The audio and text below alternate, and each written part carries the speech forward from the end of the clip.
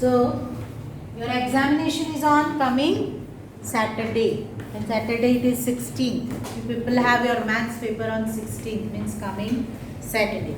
Tomorrow is a holiday for the Dussehra festival, so you will have enough time for the preparation of maths, and to revise yourself you can get the idea in which topic you have difficulty. For that I have given you this practice paper.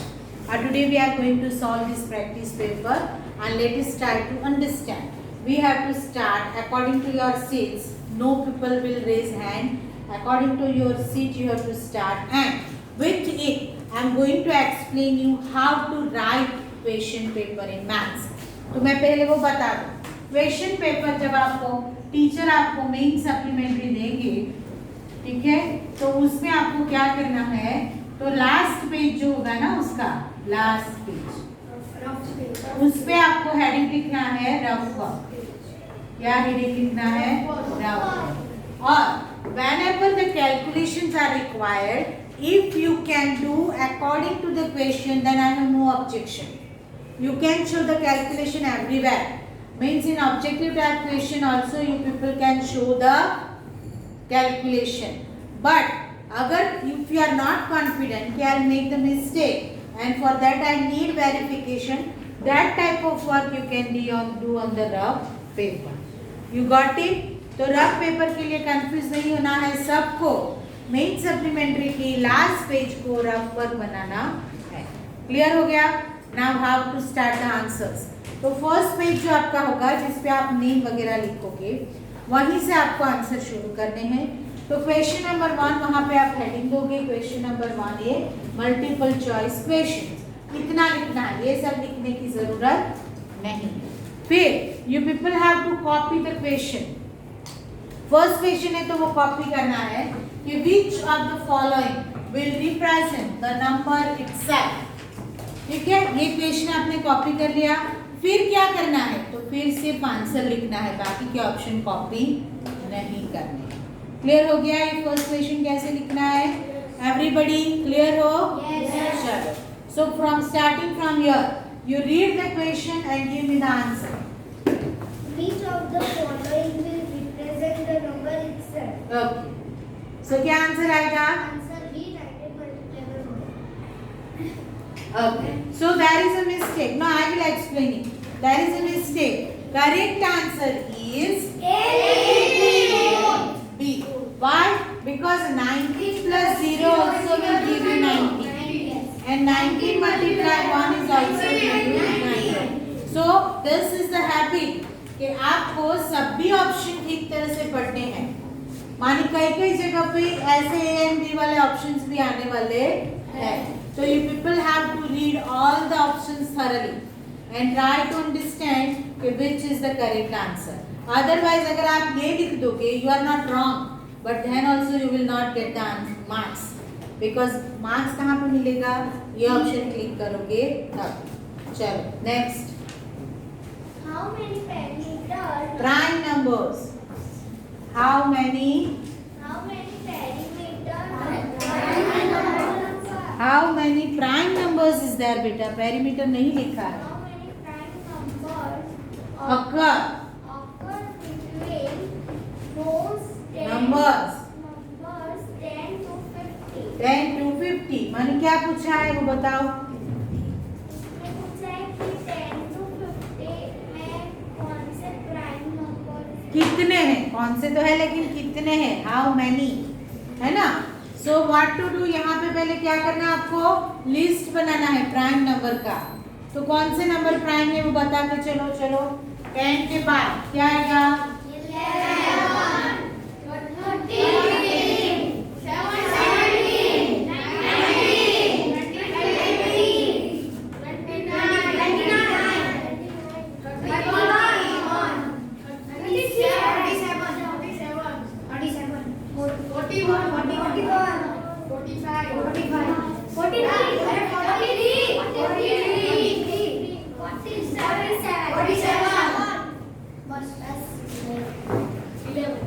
कितने हो गए?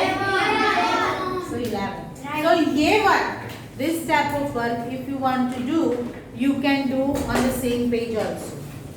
Got it? समझ में आ रहा है? अगर आपको ऐसे कैलकुलेशन सेम पेज पे भी करते चलना है तो कर सकते हो, जरूरी नहीं कि हर एक के लिए आप रफ पेज पे ही जाओ। You got it what I mean to say? Rough page पे सिर्फ वही काम करना है जिनके लिए आप कॉन्फिडेंट नहीं हो। ये तो आप कॉन्फिडेंट हो, वापस एक लिस्ट बन गया, फिर चेक कर दो कि यहाँ पे मैंने कोई गलती नहीं कर दी। कोई गलती कर दी हो, सपोज यहाँ पे बाय मिस्टेक आपने 27 लिख दिया, ठीक है, फिर जब रिपीट करते हो तब पता चला कि तो कंपोजिट नंबर है तो उसको क्रॉस कर दो, ठीक है। क्रॉस करके फिर काम करके जो भी करेक्ट ऑप्शन है वो लिखो। आंसर लिखना है ना। आंसर में आप कैसे लिखोगे आंसर? तो आंसर ऐसे लिखोगे, आपने क्वेश्चन कॉपी कर लिया, फिर आंसर लिखोगे जब, तब आपको यहाँ पे नंबर 1 का आंसर लिखना है तो option D, A and B, इस तरह से लिखोगे आप। क्योंकि कहीं पे अगर ये ऑप्शन लिखने में गलती हो गई तो फिर आप आंसर लिखते हो तो आपको मार्क्स पूरे मिल जाएंगे। सिर्फ ऑप्शन लिखोगे तो जल्दी जल्दी में ऑप्शन गलत लिख दिया तो आंसर कट हो जाएगा, आपका गलत हो जाएगा और मार्क्स कट हो जाएगा। क्लियर हो?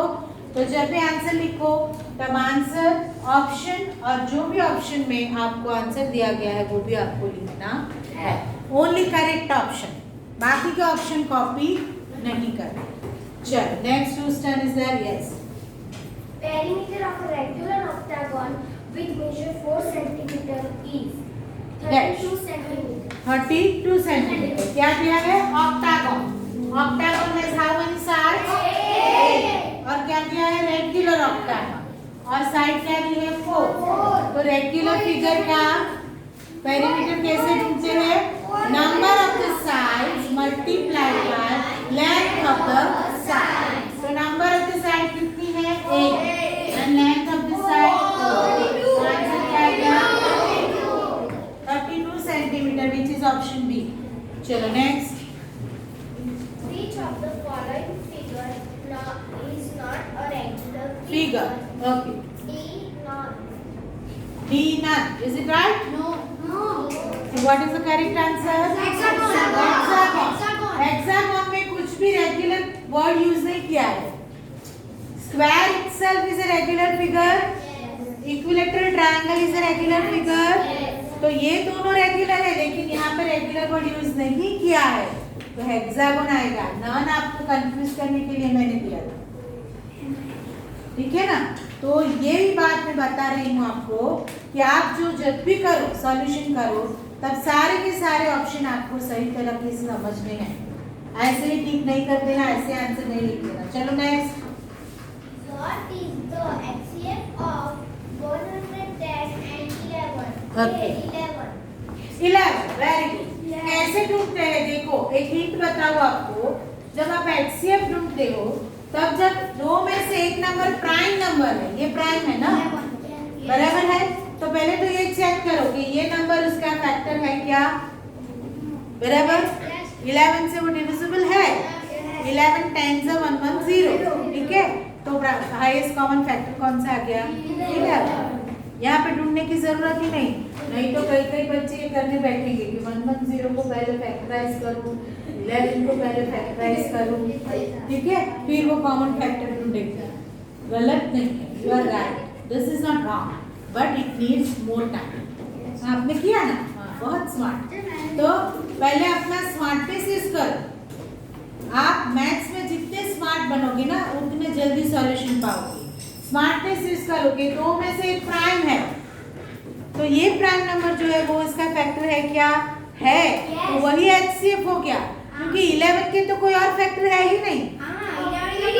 हाँ, तो 1 and 11 उसमें हाईएस्ट क्या है? 11 है ना। तो अगर 11 इसका फैक्टर है तो वो हाईएस्ट 11 हो गया। समझ में आया? तो स्मार्टनेस यूज किया करो, वो यूज करने से बढ़ती है।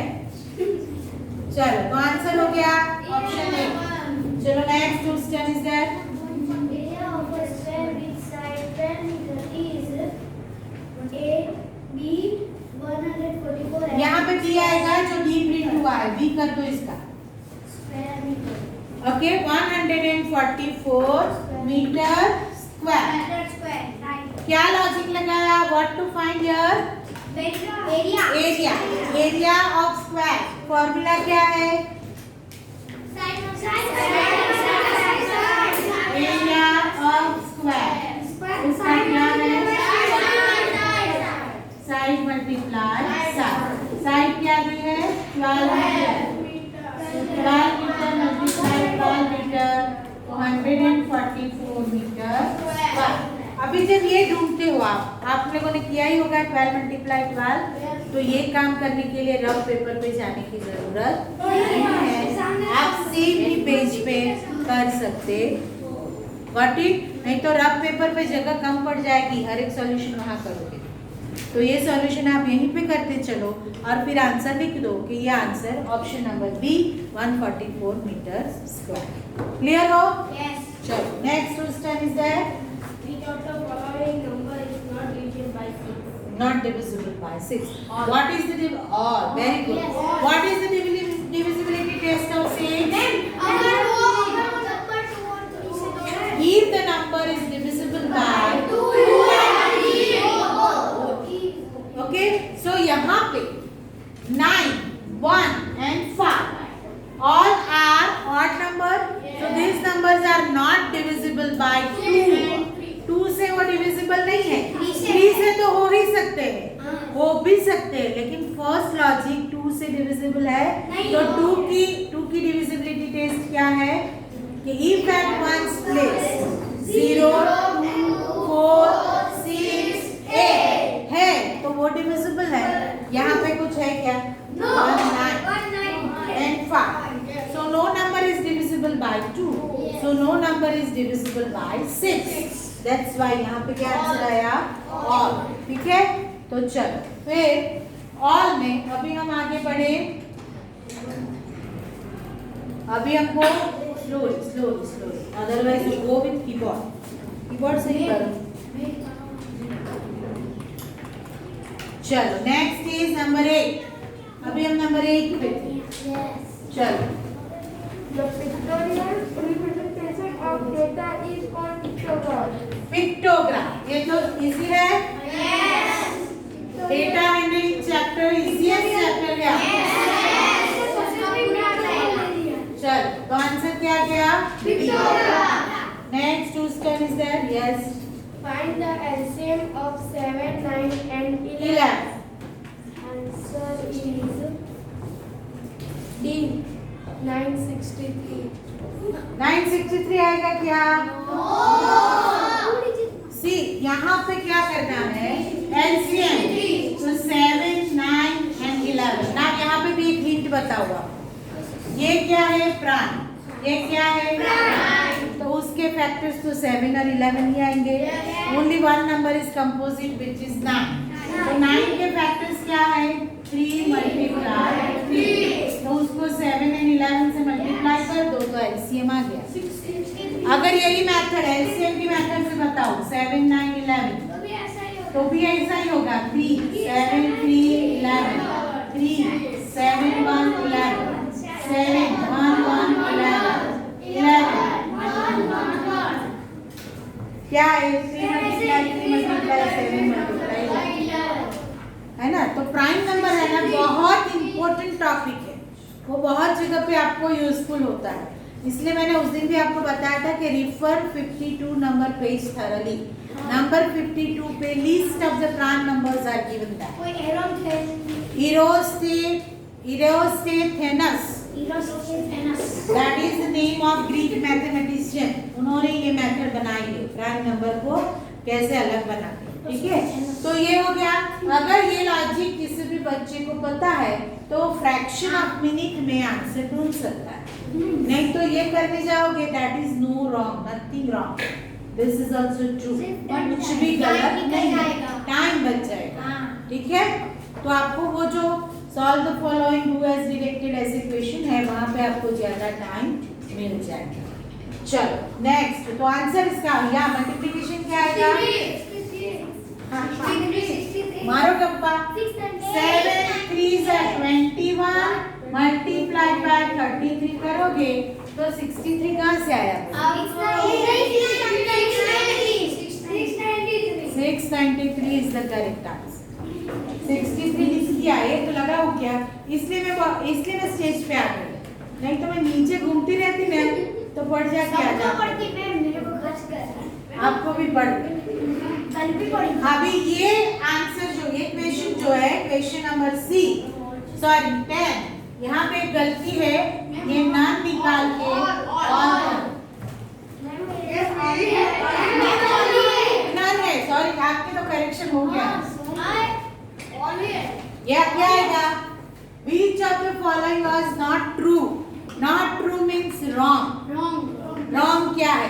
तो क्या है? यहाँ पे none है कि all है आपके वहाँ पे? तो उसको none कर। मैंने यहाँ करेक्शन कर दिया, लेकिन ये जेरोक्स निकल गई थी तो वहाँ पे करेक्शन करना बाकी है। none लिखो। चलो अभी आंसर बताओ। वो तो पता है कि none है, किसका टर्न है आपका? पहले रीड करो चलो। Which of the following is not true? Square is a regular polygon. Not true means wrong. तो स्क्वायर इज रेगुलर पॉलीगॉन बेटा। रेगुलर पॉलीगॉन में तो अभी हम सॉल्व क्या करके गए आगे, स्क्वायर था वहाँ पे। No, that is answer is none. Because see, rhombus is a parallelogram. That तो clear? Rhombus की फिगर कैसी आती है?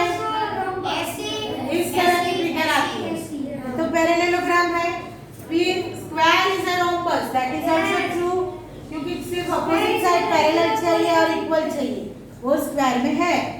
Square is a regular polygon, that is also true, because the square में all four sides equal, all four angles equal, that's why it is a regular figure. So all three are true. तो यहाँ पे पूछा है not true, तो क्या होगा? Clear हो? चलो नेक्स्ट क्वेश्चन इज दैट वास्कन आपका turn. A factor of a number is an exact divisor of that number. या यहाँ पे आंसर क्या आएगा? डिवाइजर।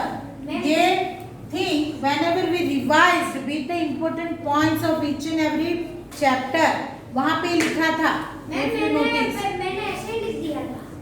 वहाँ पे लिखा था, अगर आपको याद हो तो चैप्टर नंबर हाईलाइट भी किया था। या चैप्टर नंबर 3 का टॉपिक है ये। Factor is a exact divisor. क्यों? समझो लॉजिक से। 6 के फैक्टर क्या है बताओ? 1, 2, 3, 6. Okay, so 6 is divisible by 1 also, 2 also, 3 also. That is, these are the factors of 6. तो फैक्टर जो होते हैं वो नंबर के एग्जैक्ट डिवाइजर होते हैं, और exact divisor means what? It can divide the number with reminder 0. चल, तो यहाँ पे आ गया answer divisor. Whose turn is there? Yes. Perimeter of rectangle.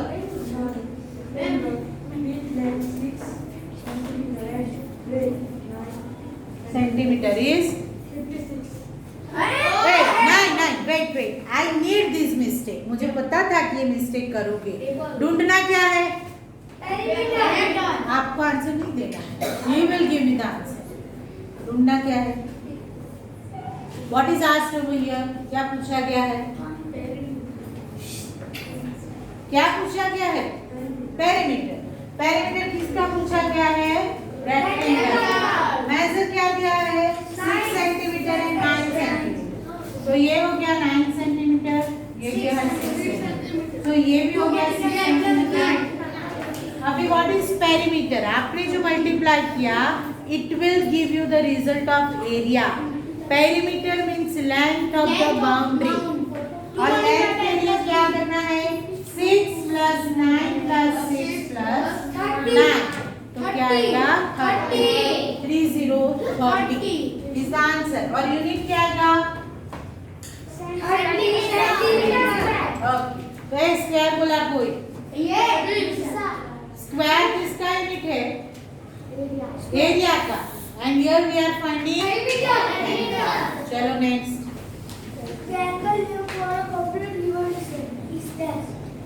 तो what is answer? Complete revolution का एंगल नेम क्या है? आंसर दे दिया है अंदर ही आंसर वही वो देगा आंसर अंदर ही है complete answer complete angle next whose turn is that The whole number 0 is the identifier for dash whole number. Dash of the whole number identity हम दो ही पढ़े एक एडिशन की और एक मल्टीप्लिकेशन तो ये किसकी आइडेंटिटी है addition what is the answer why it is called 0 is called the identity of addition Because 0 plus 0 is equal to if we add any number with 0 the value of number remains same for multiplication which number is identity element 0 for multiplication 1 and for addition 0 chalo next question is there Two cases of a dash meet at the line segment is called A. it's age यहाँ पे क्या आएगा आप कौन से figure पढ़े हो जिसमें एज है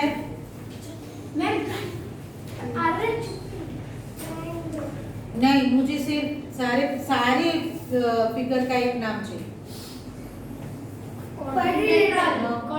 No. No faces and edge कहाँ पे पढ़े आप yes answer is 3-dimensional shapes okay तो 3-dimensional shape पे आप फेस भी पढ़े हो एज भी पढ़े हो क्लियर हो चलो next question is that The smallest prime number is dash कौन सा है smallest prime number now you will she'll give me answer nobody else only she will give me answer smallest prime number 1 is a prime number 1 is a special number it is not prime or composite answer क्या है number 2 चलो next question is that the formula to find perimeter of any regular polygon is dash बोलो अभी पढ़े हम previously हमने solve भी किया हेक्सागन ऑक्टागन वाला क्वेश्चन ऑक्टागन वाला क्वेश्चन सॉल्व किया उसमें क्या किया हमने no she will give me the answer nobody else octagon वाले क्वेश्चन में क्या किया हमने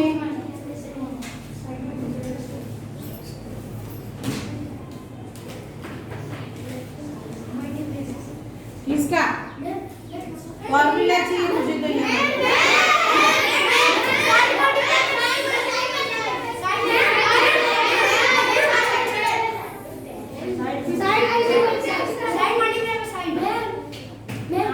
Number of side multiply length of यहाँ पे क्या आएगा number of side multiplied by length of the side this is the answer ये मैंने बहुत बार रिपीट किया क्लास में many times for the regular polygon to find out the perimeter of regular polygon चलो whose turn is the next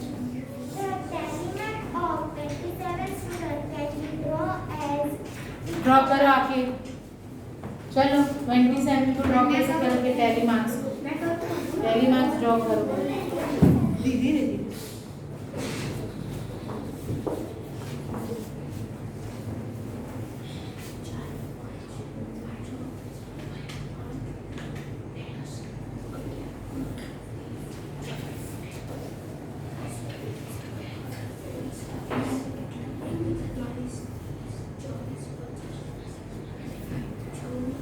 Okay. Yes. So 27 कैसे लिखेंगे हम? तो 5 5 5 5 5 ग्रुप्स हो गए 25 plus 2 27. These answers will come over here in this blank. Clear? चलो keyboard से करो, धीरे धीरे, बस बस बस बस बस छोड़ो। चलो क्लियर हो यहाँ तक? Now your exam start. सही पकड़े। बहुत इजी है मैम, बहुत इजी। हाँ मैम। चलो whose turn is that? Read करो।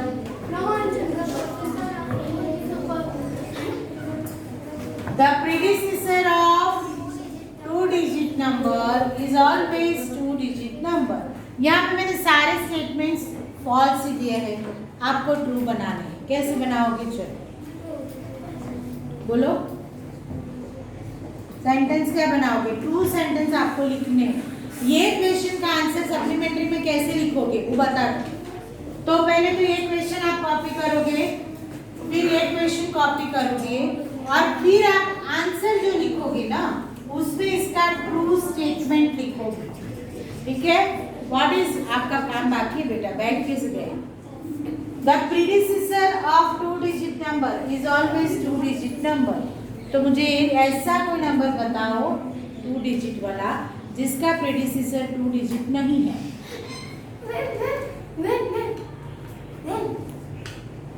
कोई ऐसा टू डिजिट नंबर जिसका प्रीडिसेसर टू डिजिट नहीं है। टू डिजिट नंबर का प्रीडिसेसर 10 का प्रीडिसेसर क्या आएगा? तो यहाँ पे अभी आंसर कैसे लिखोगे वो समझो कि the predecessor of two digit number is not always two digit number. Example number 10, 9 नहीं आएगा, 10 का प्रीडिसेसर क्या आएगा? 9। तो ये स्टेटमेंट आपका सही हो गया। समझ में आया? तो ये स्टेटमेंट आपको सही कैसे बनाने हैं वो समझना पड़ेगा कि यहाँ पे मैंने दिया कि the predecessor of two digit number is always two digit number. तो नॉट ऑलवेज, हमेशा नहीं आता है। तो एग्जाम्पल क्या, कहाँ पे नहीं आता है? तो 10। Got it? तो इस तरह से आपको सही बनाना है। चलो whose turn is that?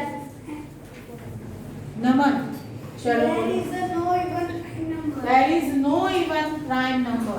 2 is an even, very good. तो आपको क्या लिखना है? 2 is an even.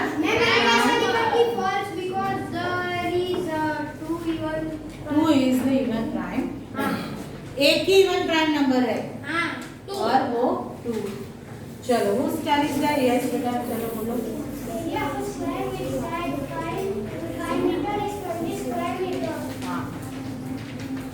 एरिया क्या आता है? स्क्वायर के एरिया का फॉर्मूला क्या है? 5। तो आंसर क्या आएगा? 5 मल्टीप्लाई 5 तो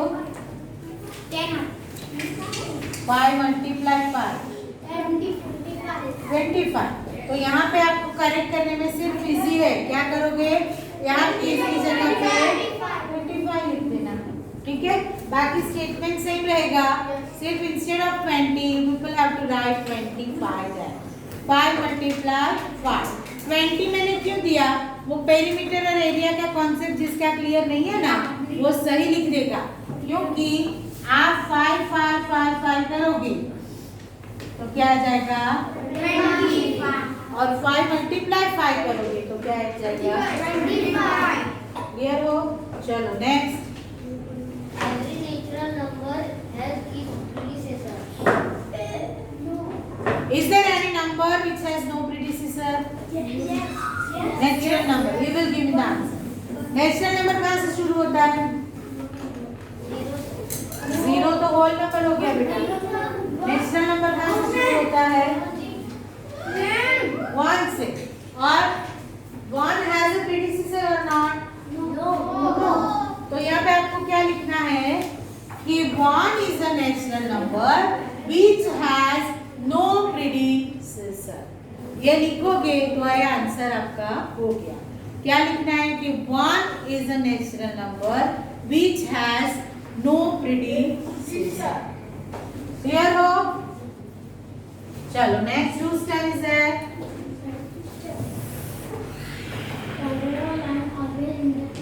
Each other. सही बनाओ. Parallel lines do not intersect each other. है ना? Otherwise parallel lines never intersect each other. ठीक है, वो कभी भी एक दूसरे को इंटरसेक्ट नहीं करती है. Next whose turn is that? If the product of two whole numbers is 0, then one of them will be 0. One of them will be 0. यहाँ पे आपको बोथ करना है. वन का ही ना, वन निकाल के बोथ लिखो. वहाँ पे आपकी पेपर में गलती है. वन निकाल के बोथ कर दिया. अभी आंसर बोलो. आंसर आ ही गया. जो आप पहले पढ़े ना वो आंसर था. बराबर नहीं. सही बात. जीरो कब आता है? One of them is zero, then multiplication zero आएगा. बोथ जीरो होने की जरूरत नहीं है. तो यहाँ पे आपको बोथ निकाल के क्या करना है? सही था, वो सही बनाना था ना, तो गलत होना चाहिए ना. तो गलत बनाने के लिए मैंने बोथ दिया. मैंने आधे घंटे में ये पेपर प्रिपेयर किया और सॉल्यूशन भी किया, तो फिर ये गलती हो सकती है. चलो मैं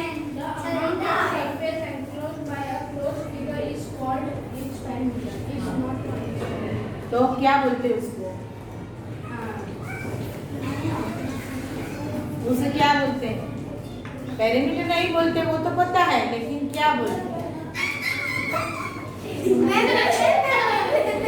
नहीं, वही बताएगा आंसर. बोलो. Enclose figure. समझो स्टेटमेंट को. Amount of surface enclosed bye A close figure. मानी कोई एरिया, कोई एक फिगर है, उससे जितना पार्ट ये ऑक्यूपाई किया उसे क्या बोलते हैं? एरिया. तो ये स्टेटमेंट सही कैसे बनाओगे? तो ये पूरा लिखो. Is called is area. See, आप ऐसा लिखोगे कि it is not called perimeter, तो that is not wrong. But वो स्मार्टनेस नहीं आई वहां पे. वो तो सही था, उसको नॉट लगा के आपने स्टेटमेंट को गलत कर दिया. That is not good. लेकिन ये डेफिनेशन किसकी है? तो डेफिनेशन एरिया. तो आपको यहाँ लिखना है एरिया. चलो नेक्स्ट क्वेश्चन इज दैट.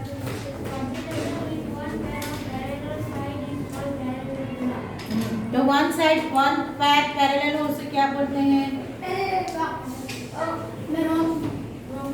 नहीं, only one side parallel. Only one side one pair parallel. Yes. तो यहाँ पे पैरेललोग्राम की जगह पे क्या करना है? याद करो. दूसरा स्टेटमेंट भी यहाँ आ सकता है. क्या आ सकता है? कि quadrilateral with to pair of parallel sides is called parallelogram. यहाँ पे आप वन की जगह पे टू भी कर सकते हो, तो भी सही हो जाएगा. चलो मूव करो. अभी समझो यहाँ पे नीचे तक जाओ, ले जाओ अभी ऊपर. Do as directed first technique. आगे. Now do as directed and solve the following. You people have to solve yourself. मैं सिर्फ अभी डिस्कस करती जाती हूँ कैसे सॉल्व करना है. घर पे आपको नोटबुक में कल शाम तक सॉल्व करना है, और कल शाम को मेरा सॉल्यूशन आएगा, उसके साथ आपको वेरीफाई करना है नोटबुक. ठीक है, लेकिन मेरे सॉल्यूशन की वेट नहीं करनी है, सॉल्व कर लेना है. तो अभी हम वन बाय वन में सिर्फ आपको एक्सप्लेन करती हूँ, आपको सुनना है. First question. Find the sum of 79 plus 15 plus 24 by suitable arrangement. Suitable arrangement means what? We people have to apply the property. और कौन सी प्रॉपर्टी यहाँ पे अप्लाई होगी? Associative property. Associative property. Associative property क्या बताती है हमको? कि ये तीन है, उसमें से किसी भी दो नंबर का एसोसिएशन बनाओ और थर्ड नंबर उसमें ऐड करो. ठीक है. चलो फिर next. Express the given numbers as the sum of two odd primes. Number दिया है उसको दो प्राइम नंबर का एडिशन बनाना है, तो 44 का क्या आएगा?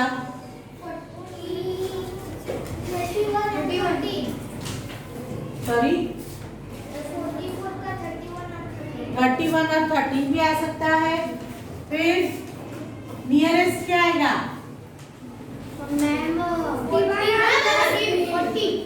41 प्लस 3 बराबर। अभी इसका आप खुद ढूंढ लेना। चलो next, find the two common multiple of 3 and 5। तो 3 का टेबल लिखो, 5 का टेबल लिखो और फर्स्ट टू कॉमन मल्टीपल को ढूंढो। हो गया? आंसर क्या आएगा पता है?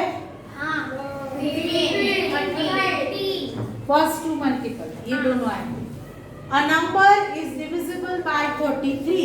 By which other numbers will that number be divisible? So we had learned one thing. नहीं।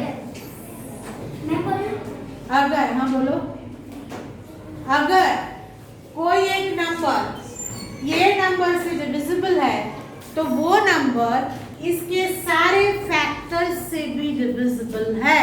That we had learned. If a number is divisible by any other number, then that number is divisible by its factors also. So 33 के factors क्या है? 1 and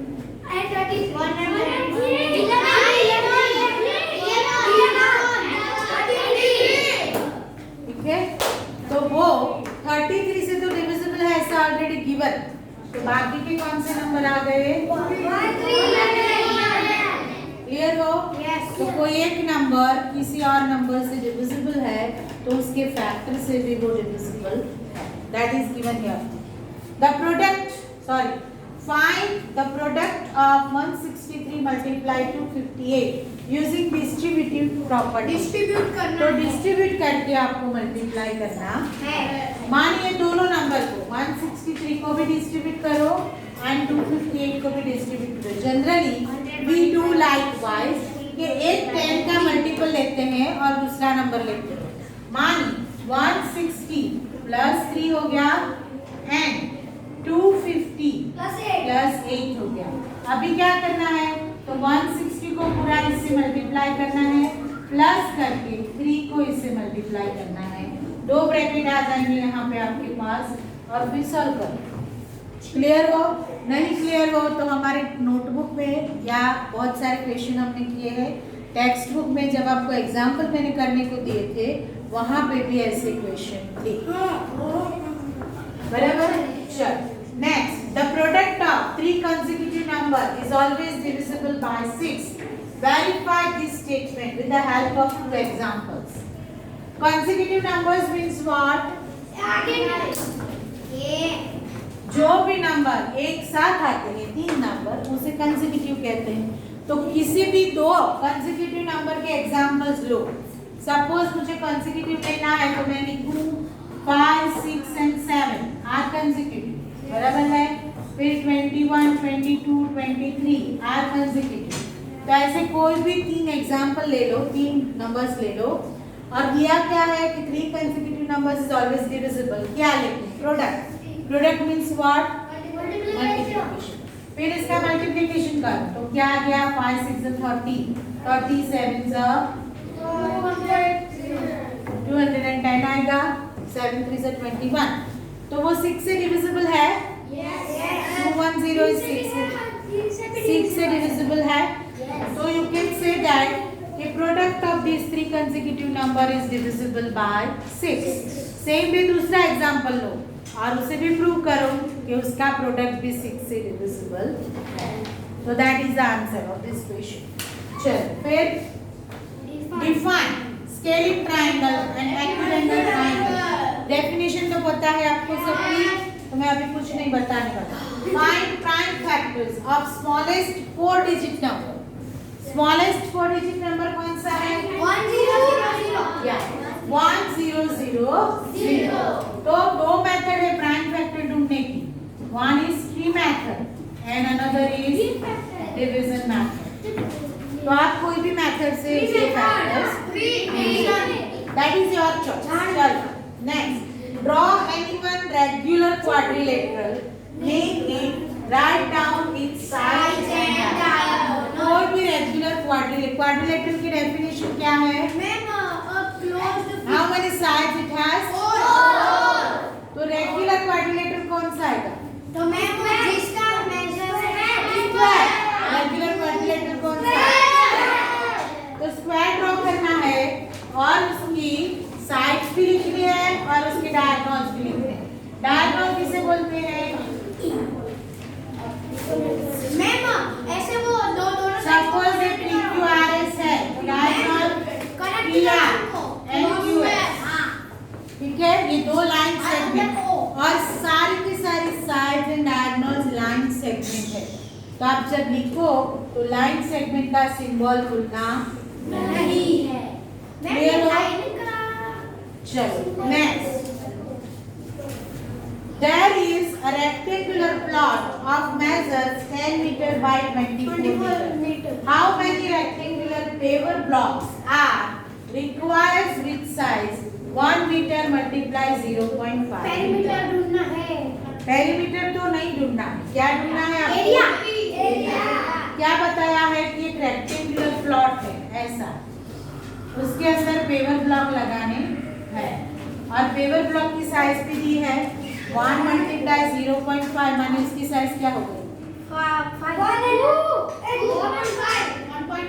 1 multiplication है 1 के साथ, 1 के साथ multiplication है.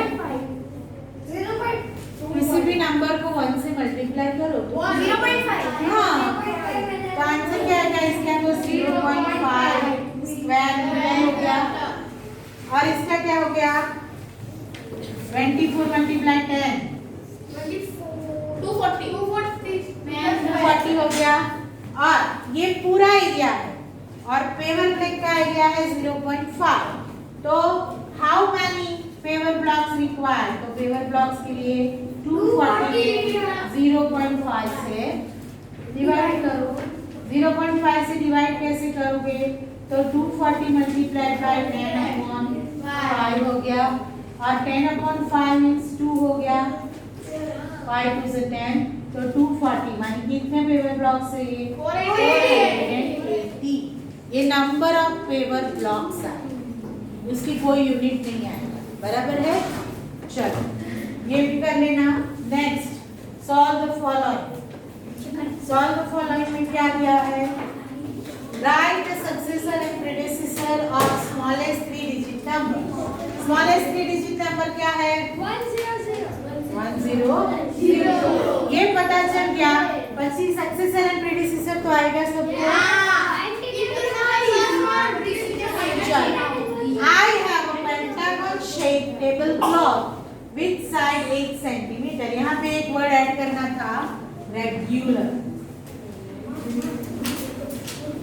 रेगुलर ऐड कर देना. What is the length of lace I require to stitch its body? What to find? Perimeter. Length of the side means what to find? Perimeter. तो रेगुलर पेंटागन कितनी साइड आएगी? Pentagon. और major क्या है?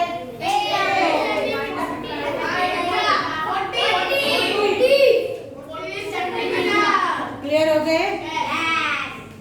Perimeter of regular और equilateral triangle plot is 66 meter. Find its length. कैसे आएगा? Same logic आएगा. 3 multiply length is equal to 66 metre. तो लेंथ क्या आएगी?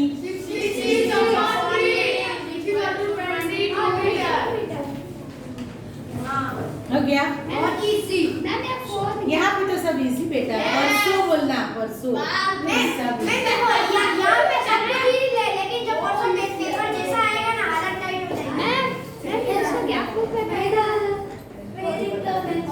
चलो next. There was a big natural calamity in India. Government of India appeals people for donation. Following states have contributed. मानिए calamity means means natural disaster हुआ कुछ और उसमें government of India ने अपील डोनेशन, और ये सारे स्टेट्स है मध्य प्रदेश, पंजाब, गुजरात, केरला, तेलंगाना। तो मध्य प्रदेश ने 50 लाख डोनेट किया, पंजाब ने 1.50 करोड़, गुजरात ने 1 करोड़, केरला ने 1.25 लाख, बंगाल ने 25 lakh. Now the important point, draw a bar graph to represent the above information choosing the scale of your choice. Choice आप डिसाइड करना है तो कैसे करोगे, समझ लो पहले, एवरीबॉडी पे योर अटेंशन, कैसे चूज करोगे। तो स्मॉलेस्ट ढूंढो पहले, स्मॉलेस्ट क्या है एंड बिगेस्ट क्या है 1.50 करोड़, मानी 25 को 1.50 करोड़ तक जाओगे आप तो 25, 25, 25, 25 4 हो गए प्लस 2 मानी 6, तो आपको मिनिमम 6 गैप चाहिए एंड मैक्सिमम 12 चाहिए। तो अगर 12 स्लैब्स है वहां पे तो आप 2 की जगह पे 25 लिख सकते हो। मान मैं ये बोल रही हूँ कि ये आपका ग्राफ पेपर है, if you have 12 slabs 12 squares over here, तो आप 2 को लेके 25 लिख सकते हो, या एक को 10 भी लिख सकते हो, 10 लाख, ठीक है। लेकिन कितने स्क्वायर से ये मिनिमम 12। तो इस तरह से whenever the question will be given to choose the scale according to your choice, वहाँ पे आपको मिनिमम ढूंढना है, मैक्सिमम ढूंढना है, फिर कितना चाहिए कि आप वो ढूंढ के आपको स्केल डिसाइड करना है। एग्जाम के अंदर क्वेश्चन पेपर में स्केल दिया जाएगा या फिर मुझे नहीं पता बेटा, अभी मुझे कुछ याद नहीं। चलो next, find the least number which is divided by 22.8। तो एलसीएम ढूंढना है, वो तो आपको आता है सबको, क्लियर हो गया ना अभी तो एलसीएम। चलो 2 water tanks contain 250 and 320 liters of water respectively. Find the maximum capacity of container which can measure the water of both the tankers when used an exact number of times. What to find?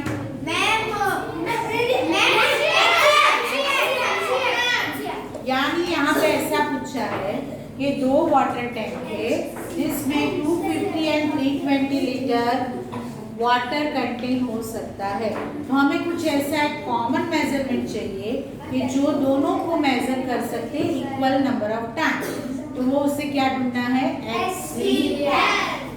आता है ना एक्ससीएफ ढूंढना नहीं, any 2 3 dimensional shape, यहाँ पे comma कर लेना, any 2 3 dimensional shape right it's number of face edge and form. तो पता है आपको 3 डायमेंशनल शेप्स में हम क्या क्या पढ़े हैं,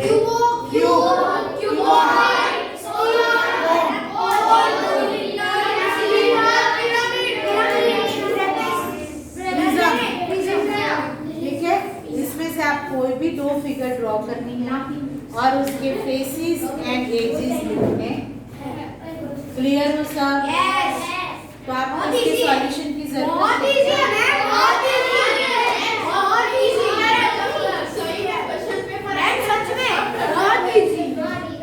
चलो अभी मेरी बात सुनो। दूसरी बात, whenever you complete your question paper you people have to check it once with full mark।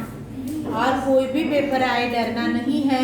यहाँ मैंने आपको बताया था कि मुझे अगर ऐसा लगे कि मैं सारे टॉपिक को जस्टिफाई नहीं कर रही हूँ तो मैं 1 की और में 1 दूंगी, 2 की और में 2 दूंगी, 3 की और में 3 दूंगी, तो ऐसा आएगा पेपर में। तो वहाँ आपको 4 के ऑप्शन में 4 हो तो आपको 2 में से एक ही क्वेश्चन करने हैं। पहले टाइम देख लेना कि आपके पास कितना टाइम है। आपको दोनों करने हैं, कर सकते हो, लेकिन टाइम हो तो, नहीं हो तो एक ही करना देख के, ठीक है। नहीं तो आप फर्स्ट के 2 ऑप्शन है, दोनों कर रही है तो लास्ट के लिए कहीं टाइम कम नहीं पड़ जाए। Got it? तो ये हो गया आपका पेपर का रिहर्सल। अभी इतना करवाने के बाद तो मैं चाहती हूँ कि सबका 60 आउट ऑफ 60 नहीं आएगा